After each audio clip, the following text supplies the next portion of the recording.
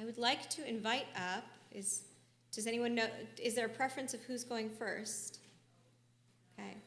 I would like to invite up Jessica to say some wonderful words about her father. We'll have a couple of people speak first and then maybe continue with the service and then have a couple of more people speak before Elenu. Oh, I was like, waiting for Elenu. I'm like, oh, I got time. Oh, you need me to stand on this? Oh, sorry. You're a little taller than me. All right, I'm good. Okay. I wrote it down. I should be able to get through this without, choking up or whatever. So, Shabbat Shalom.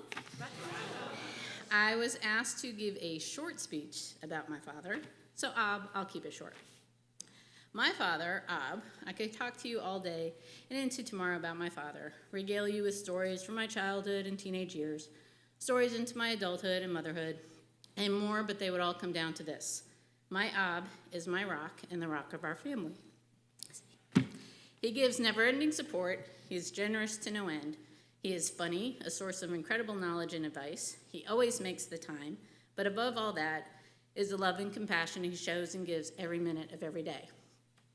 From my earliest memories, Judaism and tradition have always been a part of our family. It really started at Rosh Shalom in Bridgeport, Connecticut. We attended Shabbat services Friday night and Saturday mornings, weather permitting. There was a wintry Saturday morning heading to shul that was cut short due to icy conditions and ending us up in a ditch on the side of the road. Not sure if that was the impetus for our moving within walking distance to the shul, but move we did. Ab was the Gabbai and handed out the aliyahs and honors, which were little silver plaques about that big, that I remember polishing every Shabbat from one Shabbat to the other. From there, we moved to New Jersey and attended Congregation Agudath Israel. Ab continued to be involved, but never as much as when we moved here to Texas and joined Congregation Beth Torah. Ab had come to Texas ahead of my mother and I, and he had pretty much done the shul shopping. When Mom and I arrived, he did take us to a few, but we found our home here at CBT. And y'all pretty much know this story from there. Ritual committee president twice, a regular Gabbai, and he has been assigning service leaders for as long as I can remember, with a short sabbatical. A regular Shabbat morning fixture, Chuck Smith is pretty much known to all. I remember visiting my grandparents in Boynton Beach, Florida, and attending Friday night services when my papa was being honored, so the apple does not fall far from the tree in that respect. So, short. Mindy Sue said short. So I will end with this. Thank you, Ab, for your years of support, for your generosity and time, for sharing your compassion with our CBT community.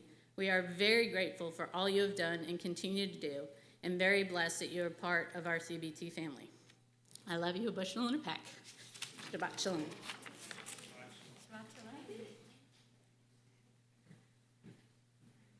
And Scott, would you like to?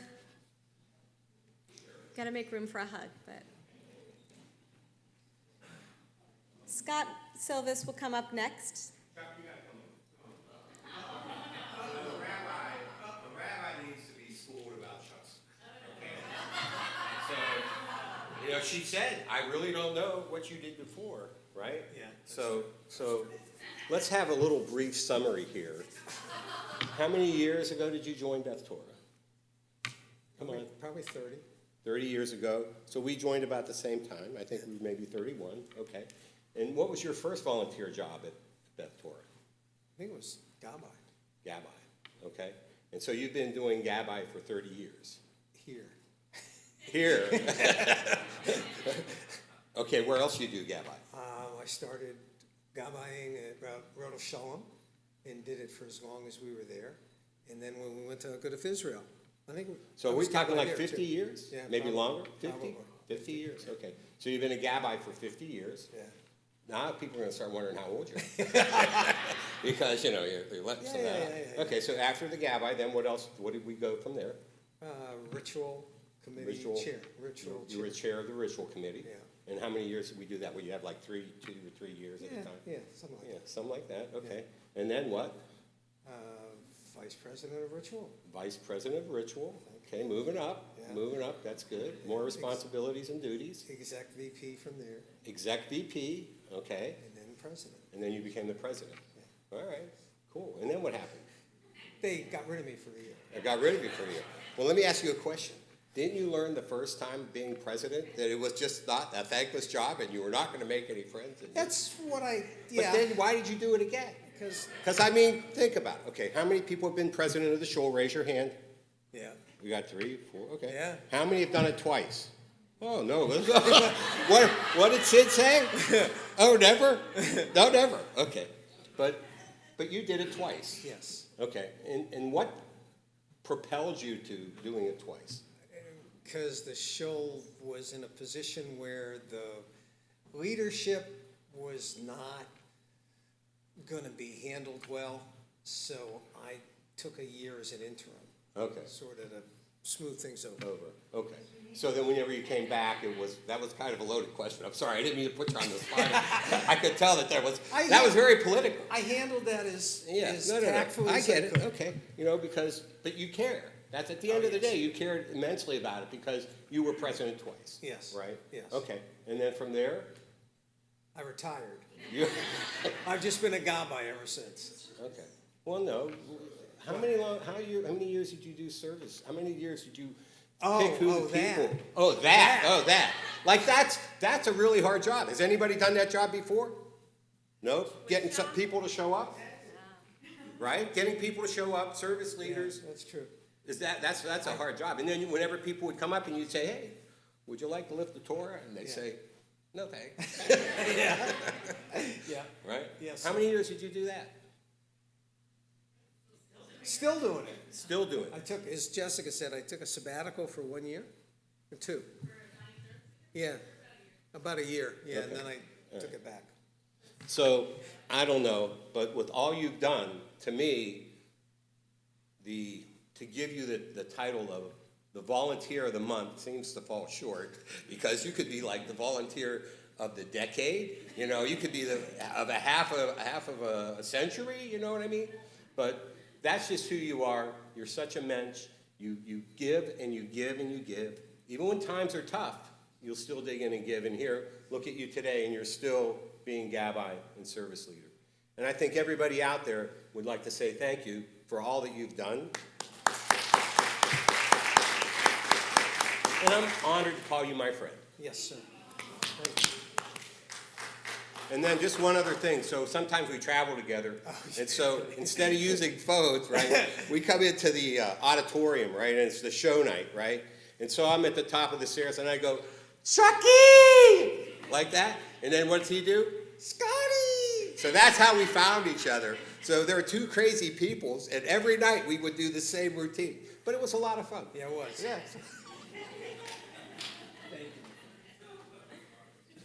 Yasher Koach, Shabbat Shalom, Aleinu ve'al Kol Yisrael ve'imru Amen. I'd like to invite up Mike, and then Chuck, you can come up with him as well. He's no longer President Mike. He doesn't have announcements to give.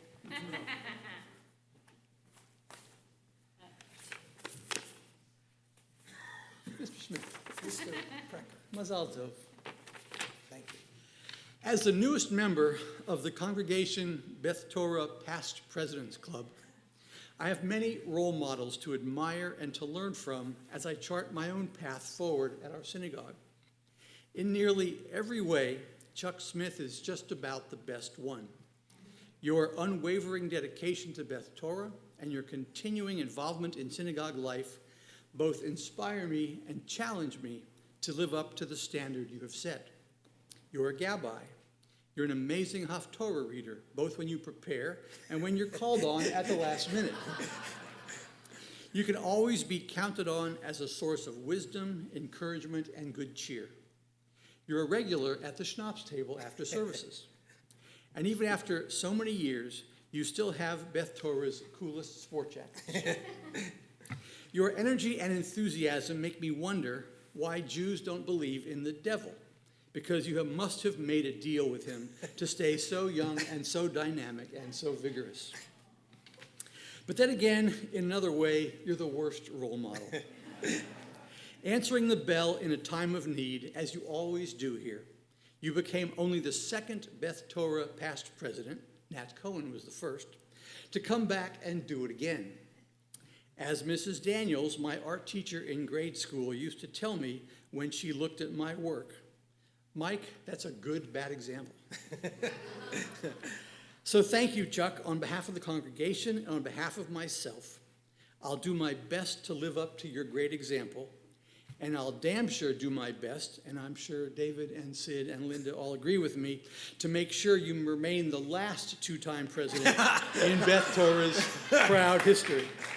Thank you. Without Torah. Thank you. Thank you. Next. What? Would you like to say anything? Yeah, I would. Great. Because Mike referenced it.